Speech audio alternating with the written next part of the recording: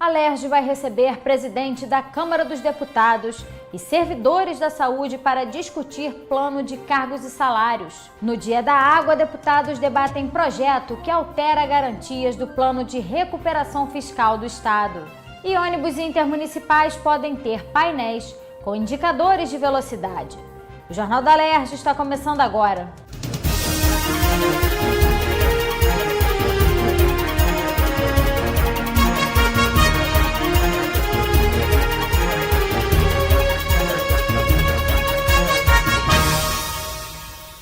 Boa noite. O presidente da Câmara dos Deputados, Rodrigo Maia, vai se reunir com parlamentares da Alerj e os servidores da saúde neste sábado para debater o plano de cargos, carreiras e salários proposto pela categoria.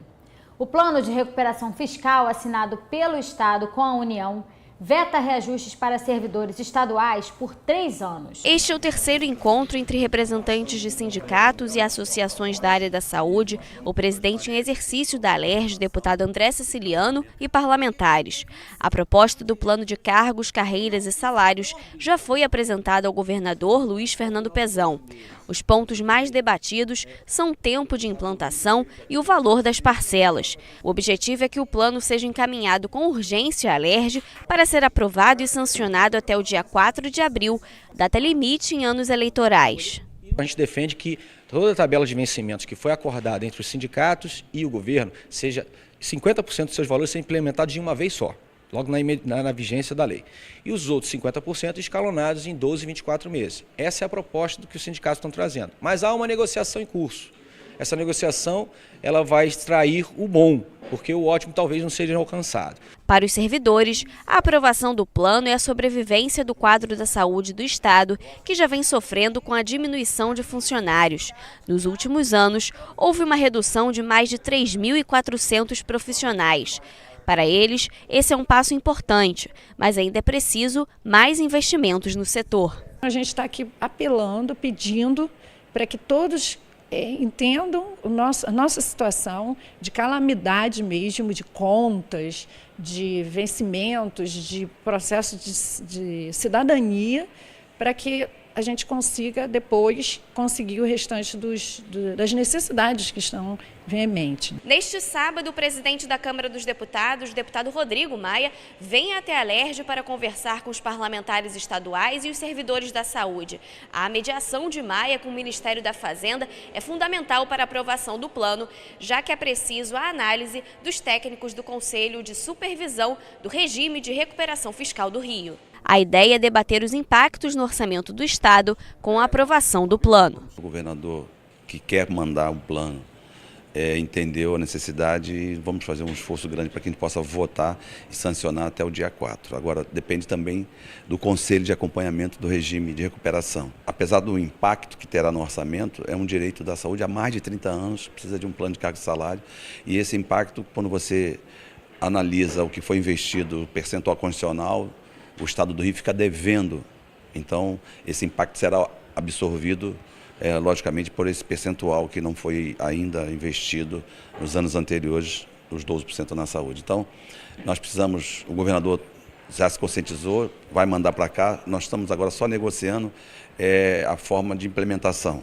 No primeiro momento se falou em 6 anos, a gente disse que a gente não consegue fazer em 6 anos, tem que ser no máximo em 3 e daqui a pouco nós vamos começar a discutir os percentuais. No Dia Mundial da Água, deputados se reuniram no plenário da Alerj para cobrar a aprovação do projeto que altera as garantias apresentadas pelo governo do Estado no plano de recuperação fiscal. De acordo com a proposta assinada por 18 parlamentares, as ações da SEDAI, que aparecem como garantia no plano de recuperação, seriam substituídas por créditos que a companhia tem a receber do governo federal. Os valores são referentes ao imposto de renda pago indevidamente pela SEDAI à União. Esse projeto propõe que haja um limite máximo na alienação dessas ações, de maneira que o Estado continue sendo o principal acionista e o controlador da SEDAI, garantindo a continuidade da SEDAI como empresa pública. Durante a reunião, representantes das associações de trabalhadores da SEDAI pediram urgência na discussão do projeto de lei 3.710 de 2017. Esse projeto ele é muito simples, ele é não agressivo. Ele simplesmente tira a SEDAI, que foi dada, autorizada a ser garantia desse empréstimo de 2,9 bilhões por essa casa e substitui pelos créditos tributários que a SEDAI tem direito por não precisar pagar imposto de renda. Então os créditos tributários hoje, eles estão em torno de mais ou menos 2,7 bilhões de reais. Um valor muito próximo desse valor que foi pego com empréstimo. O governo usou a SEDAI, privatizando as ações da SEDAI, né, para garantir o empréstimo que precisava. E nós aqui nos posicionamos contra isso. Esse projeto vem exatamente nessa direção, voltar para o controle do Estado, a SEDAI e tudo aquilo que ela representa em termos de saúde pública, em termos de tratamento de esgoto, em termos de distribuição de água. O Dia Mundial da Água é comemorado anualmente em 22 de março e tem como objetivo a conscientização pública da importância da conservação, preservação e proteção da água. Valorizar esse dia, né, porque deveria ter a consciência da população de que a água é o bem essencial da vida. Você deixa de comer, mas não deixa de se hidratar, né? A água é fundamental para você sobreviver.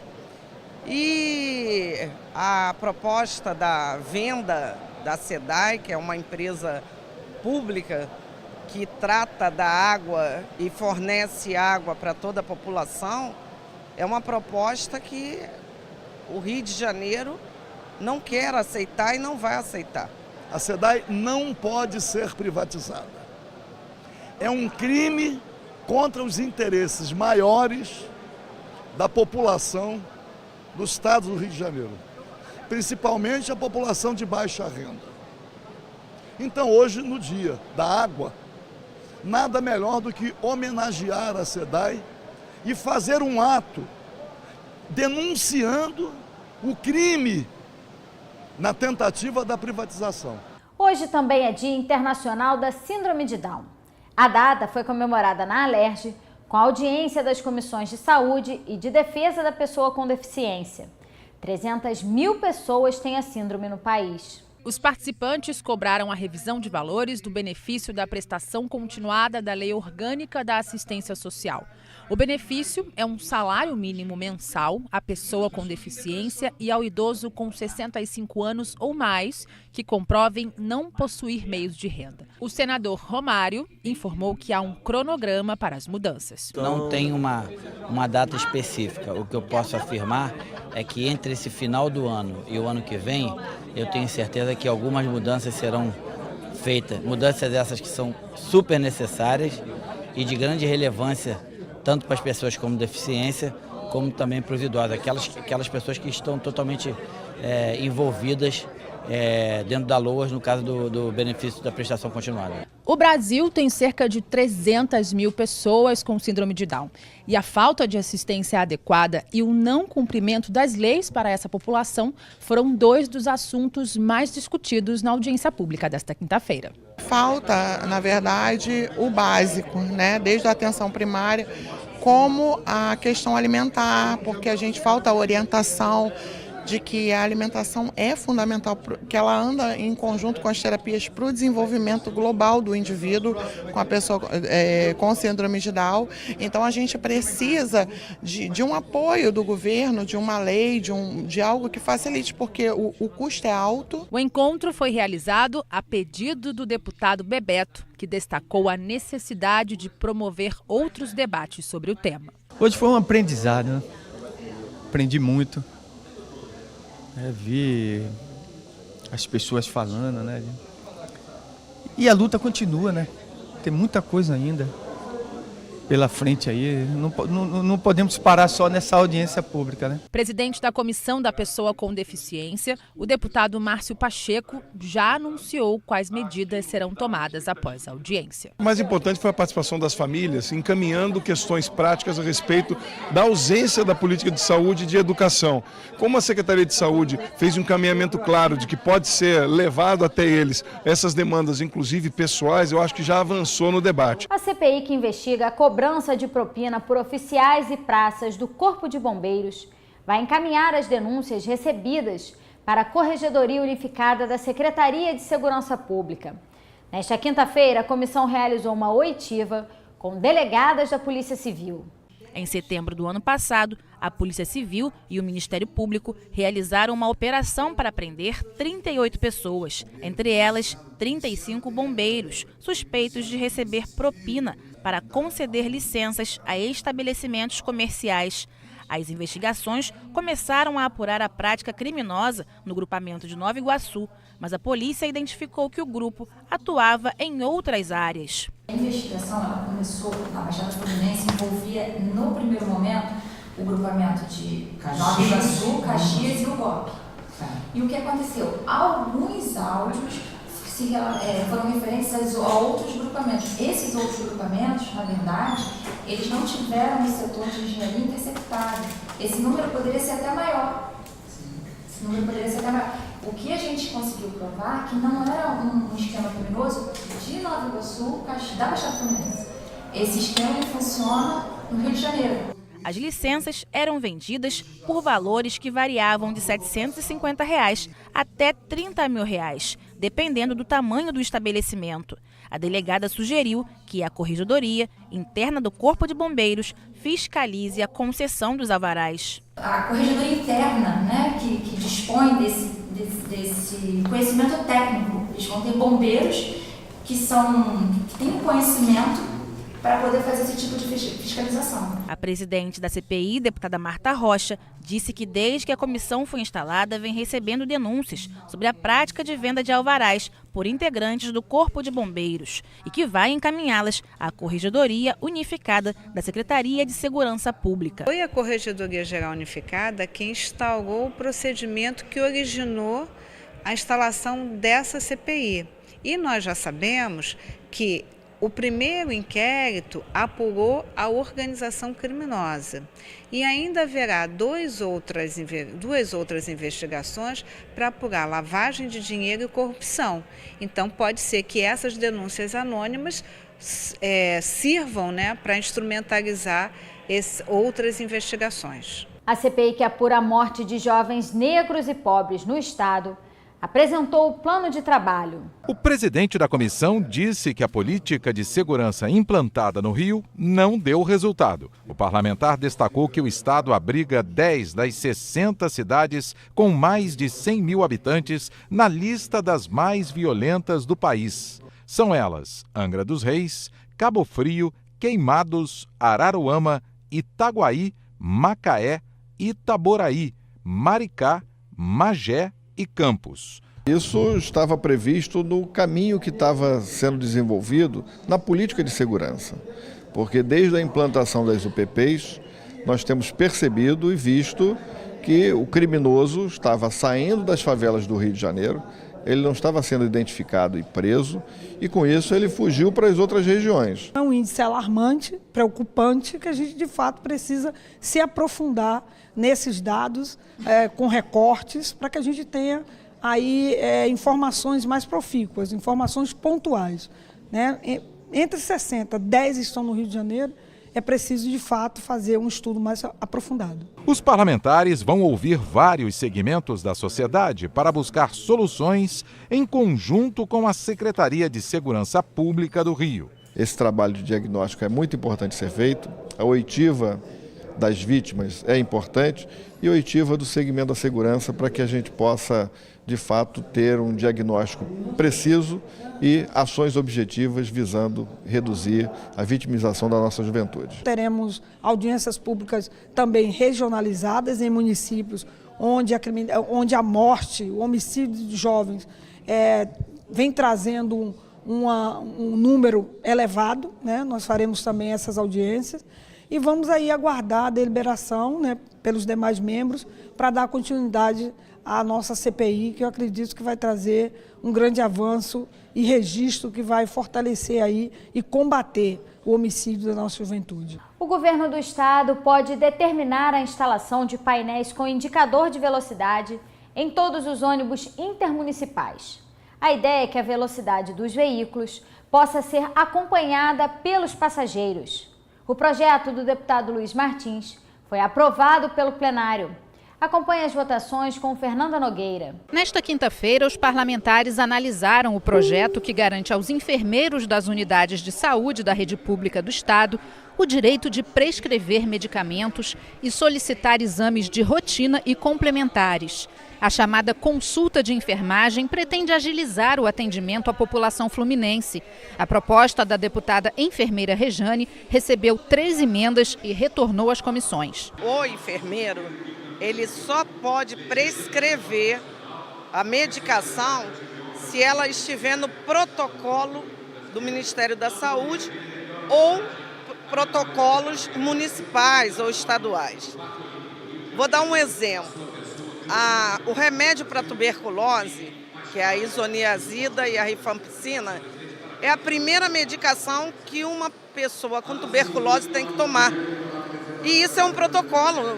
O médico, se não tiver outra coisa diferente, diagnosticou a tuberculose, é essa medicação. Na lei, ele não tem a solicitação.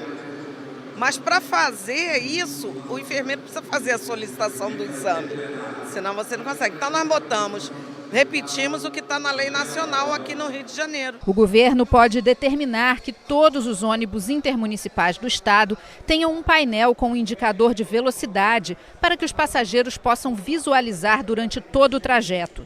No painel também deve ser instalado um dispositivo sonoro que vai indicar quando o veículo ultrapassar a velocidade permitida por lei. A proposta do deputado Luiz Martins foi aprovada em segunda discussão e segue para análise do governador. Obriga as empresas a colocar realmente um limitador de velocidade com visual para o usuário. Eu acho que é uma garantia para que respeite a velocidade, já que é um veículo que transporta vidas humanas. É simples, mas espero que as empresas coloquem imediatamente. Já o deputado Milton Rangel quer alterar a lei que determina que a Secretaria Estadual de Saúde disponibilize em seu site diariamente informações sobre a quantidade de leitos ocupados e livres nas unidades hospitalares credenciadas ao SUS. A ideia é ampliar a abrangência da lei para que os pacientes também tenham acesso a informações sobre o atendimento em cada local, como os dias e horários de consulta de cada especialidade, dias em que são realizadas cirurgias gerais, quantidades de centros cirúrgicos, número de leitos de enfermaria e de UTIs. A matéria foi aprovada e pode virar lei. Dá para a população a informação de onde tem leito, onde tem vaga e onde tem um determinado tipo de atendimento. Por exemplo, pediatria, quais são os hospitais que atendem pediatria, UPAs e etc. Ortopedia e aqueles tratamentos mais pesados, né, como cirurgia de cérebro, aonde a pessoa pode encontrar aquele tipo de tratamento. Pessoas que prestaram serviço militar podem ter isenção da taxa de inscrição em concursos públicos do Estado. O benefício vai valer para concursos até 3 anos após a dispensa do reservista pelas Forças Armadas. A proposta do deputado Chiquinho da Mangueira foi aprovada em primeira discussão. O Rio pode ter uma campanha de conscientização contra os trotes para números de telefone de utilidade pública, como Polícia Militar, Bombeiros e SAMU, por exemplo. A ideia do deputado Benedito Alves é que essas mensagens sejam veiculadas nos placares, em eventos esportivos do Estado. O projeto foi aprovado em primeira discussão e ainda retorna ao plenário para mais uma votação. Parques, praças e locais para a prática de esportes e lazer do Estado podem ganhar brinquedos e equipamentos para pessoas com deficiência. É o que diz o projeto dos deputados Márcio Canela, Lucinha e do ex-deputado Vaguinho. De acordo com o texto, a instalação dos aparelhos deve estar prevista nos convênios entre o governo do estado e as prefeituras, sempre que houver recursos destinados para a construção e reforma desses espaços públicos. O projeto foi aprovado em primeira discussão e retorna à pauta para outra votação. O Rio de Janeiro pode ter um programa de orientação e conscientização sobre a transmissão da febre amarela. Segundo o texto do deputado Luiz Martins, devem ser confeccionados cartazes e cartilhas sobre o assunto. Também serão organizadas palestras para informar a população. A proposta foi aprovada em primeira discussão e ainda retorna ao plenário para mais uma votação. Durante anos não tivemos nenhuma doença de febre amarela. Eu acho que a falta de continuidade dos governos que passam, que melhoram e não continuam, então tem que ter programa educacional nas escolas. É uma política permanente, como é da dengue, é da febre amarela, é da poliomielite, são coisas permanentes. Policiais civis do estado do Rio poderão voltar a acumular a função com o cargo de professor. É o que defendem os deputados Luiz Paulo e Marta Rocha. Os parlamentares pedem a anulação do decreto do governador Luiz Fernando Pezão, publicado em fevereiro deste ano, que determina a não aplicação de um artigo da Constituição do Estado que assegura este direito aos policiais. O projeto de decreto legislativo foi aprovado em primeira discussão e retorna ao plenário para mais uma votação. A deputada Marta Rocha foi autora de uma emenda constitucional que permite que o agente da Polícia Civil possa acumular um cargo de professor, evidentemente com compatibilidade de horários. A Procuradoria do Estado, junto com a ex-secretaria de Planejamento, acharam que essa emenda constitucional era uma invasão de competência, isto é, quem deve legislar sobre servidor público é o Poder Executivo. Se ele acha que a emenda constitucional é inconstitucional, ele faça uma ação direta de inconstitucionalidade no Tribunal de Justiça do Estado do Rio de Janeiro. O Jornal da Alerj fica por aqui. Você pode acompanhar a programação também em nosso site e pelas redes sociais. TV Alerj, o canal do povo fluminense. Uma boa noite para você e até a próxima semana.